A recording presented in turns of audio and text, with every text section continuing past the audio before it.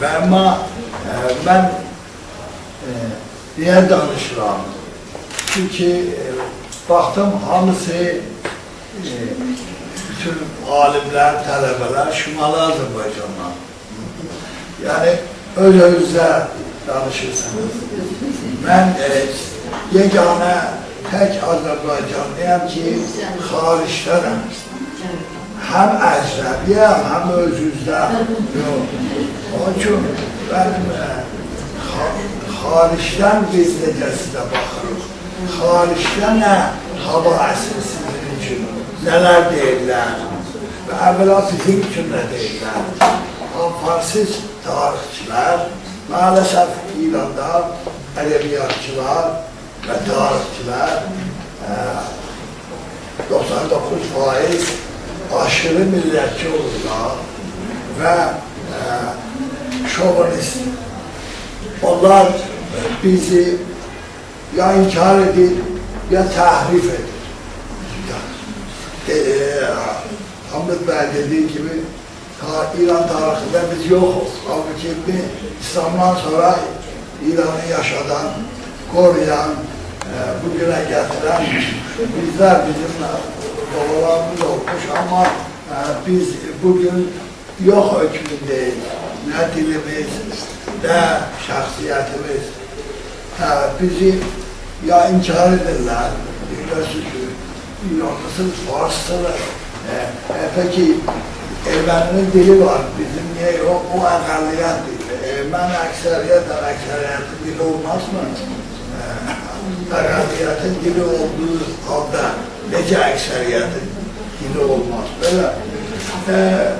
Ama sizlerin var, sizlere əslən Azərbaycanı qəbul etmirlər. Burayı Erdoğan, Albaniya deyirlər və belə ayrılırlar. Biz Azərbaycanıq, Azərbaycanlı, Farslı, oğullar onu Türkiye'de. Ama siz Türksünüz ve Nuh'un balalarısınız. Bizden etnogeniz bakımından tamamen ayrıyız. Bu bizim hakkımızda. Ama sizin hakkınızda da böyle dedim daha sizi de bu şekilde inkar edirler ki siz Eslam Kafkas sanki eskiden tam onlar Sovyetlerle bir siyaset yaparlar Ruslarla. Nece ki mesela derler ki onlar bizim müstemelemizin değil. Müstemele yani müstemleke.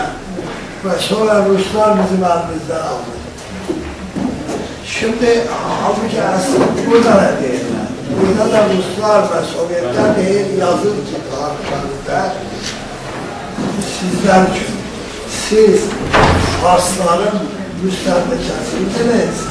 Biz sizi azad ederdik oradan. Tam görürsünüz ki Farsistler ve Rus Sovyetlerin fikirleri, yazdıkları üst üste maalesef bizim Cənubda gençlik hariç öbürlerde hala da uyanma yok değil. Biz 32 senedir varlıkta ve diğer işte yazdığımız kitaplarda cemaate milli şuur vermek istiyoruz. Menliğini tanısın o kadar. Onlar ötesine özü yapar. Ama bunu yeni nesilde başarabildik. Yeni nesil bugün bizim neslimiz gibi düşünmüyor. Ve maalesef vaziyetimiz hala da ele yaxşılayıb. Alimlerimiz aynı Fars kültürüyle alim olmuşlar. Oturup konuşsanız hani cefengiyatı söyleyecek size. Başa düştünüz mü? Ben evvela, ben niye atipik çıkmışam? Xərçən gibi atipik Çünkü evvela atam terbiye verip, kültür verip, sonra da beni gönderip Türkiye'de gerçekleri, hakikatleri öğrenmişim, anlamışım. Sonra da devam etmişim. Ben tarihçi değilim ama tarihe meraklıyım. Hususen Türk tarihine, ona göre de Türk tarihi hakkında kitap yazmışım. Ve bugün de burada başka işlerim vardı. Hamısını koyduk yazdım ki sizlerin huzurunuzdan istifade edeyim. Ben Bakıxanov ve Mirza Fətəli Axundov hakkında onlara kıymetlendirirəm, ama onlara inanmıram. Çünkü bağışlıyım ben. Zannetmeyin ki ben Azerbaycan büyüklerle inkar etmişim. Katiyen. Yani o da ki biz kasımız. O da kârımızdan var, ona atmamalıyız. Çünkü Bakıxanov Kürdistan'ı İran'ı Farslar hüccet gibi tuturlarlar. O Fars noktayı nazarından Azerbaycan tarihini yazmış. İkincisi de Mirza Fətəli. Mirza Fətəli Axundov, Allah ona rahmet eləsin. Ama o burada Türk nesrini yaydığı halde İran'a yazırdı ki bizim aslımız Fars'tır. Ah ne güzel, ne büyük milletidir, ne büyük medeniyetimiz vardı. İslam geldi, xarapladı. O mektubu ben okuyandan sonra gece sahara gibi yatarım. Yıkım getirdim. Onun için bunları kıymetlendireceğim. Ama ben onlara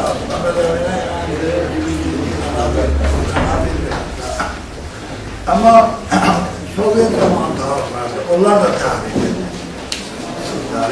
Yani sizin de bizim de tarihimiz tahrif olmuş her ikisi. Ya inkar ya tahrif. Sonra ama siz Cumhuriyet devriyle işaret ettiniz. Hakikaten bizim ümmetten millete geçmemiz hele o 2 yılda olur. Onu biz yaxşı öğrenmeliyiz. O birinci Cumhuriyet İslam aleminde. Birinci anayasadır ki orada kadına kişiyle beraber hukuk tanıyor. Çok şeyler var. Ben Marksizm tarihçiliğine de inanmıyorum. Okumuşum sizinkiler. Marx bir yerden çünkü sahnede birçok yerde. Biri tarihte o tarihi lütfekras yani sınıfların mübalağasına bunları Paris'te okumuşum. Fransız o tarihi tabakaların kargârı işçinin sermayedarla mübalağası zannedilir. Halbuki tarih her iki tarafta. Milyonerlerin birbiriyle, kudret sahipleri, din hainlerinin birbirine olan düşmanları. Her iki tarafta da o zavallı güçhane, işçi, proletler aradan gelir. Onun için o tarih teorisi sonra ben sizden bir şey sual etmek istiyorum. Cemil Bey, Rableş Bey, Süleyman Bey, Hamıda, sizin İslam'dan evvel ve İslam'dan sonra böyle yüksek, belki 99% devreye adetiniz var. Sizin kaderiniz, talihiniz bizle müşterek olur ve hep beraber İran'la beraber olur. İran İmperyası'na dahil olmuş. Ama nasıl? İran İmperyası Sasanilerle bitti. Araplar geldiler ve onu yeryüzünden sildiler. Ondan sonra Türkler geldiler Gazneliler, Selçuklular, Karakoyunlular, Alkoyunlular, Seferdiler ve Qacarlar. Bunlar İran imperiyasını kurmuşlar, devam ettirmişler. Yani imperya sahipleri biz olmuşuz 1925'e kadar. Rıza Şah'ı iş başına gelene kadar. Ben işin tuhaf tarafı budur ki bu tümbete düşmüş Rıza Şah Türk oğlu Türk diyor. O da Türk değil. Hanımı buradan getirmedi. Hanımı ben Ayrılı tayfasından. Özü de Dadaş Bey'in oğlu değil. Kafkaz muhaciri meşhur değil. Başörtümüz ama siz görün oğlum. Nasyonalist ideolojisi. Nece patolojik şekilde İran'a gelir Avrupa'da. Ki onu birinci Türk düşmanı siz bütün bu tarih boyu 1833-1828'e kadar bizimle beraber İran'ı idare etmişiz. İran'a müstemleke kul olmamıştır. Bu bir istimlak, hakiki istimal kültürel Rıza Şah gelenden sonra başlıyor. Hop, siz niçin onu siliyorsunuz şeyden, tarihimizden, sözlerimizden? O size fəxrən verdi, necə mənə fəxrən verdi. İran tarihi kimdir? Səlcük Tuğrul'dur, Alparslan'dır, Məlikşah, Məlikşah, bunlar Fars mı? Bunlar hamısı Türk oğlu Türk'dür. Ona göre benim sualım budur. Bu arada düşünün, sizler ileride, çünkü bizi birbirimize ayırır. Biz özümüzü İran'ın hakim o etniki biliriz. Ve değil ki hakimiyeti İngilizlerin elinden 1925'te elimizden almışlar. Biz tekrar o hakimiyeti iade etmeyenliği sahiplerden. Kim sahipleri biz? Burayı kuran adam biz. Biz böyle düşünüyoruz. Halbuki siz böyle düşünüyorsunuz ki size ki siz Farsların müstembekesiniz ve şimdi ayrılmışsınız. Ve siz öz düşündüğünüzü niye yazmışsınız orada? Yok ya bizim aramızda... Sebebi nedir ki? Türkler hükümeti İran'dır bence. Biz birçok sərtlər aramızda çəkirlər. Biri de alfabedir. Benim yazdığım alfabede Sizin şahsen sizi demirəm. fark etmez. Neçə əsr İran bölməçilik yaranında. Ben orada makale yazdığım zaman balığı neden çıkarıyorum?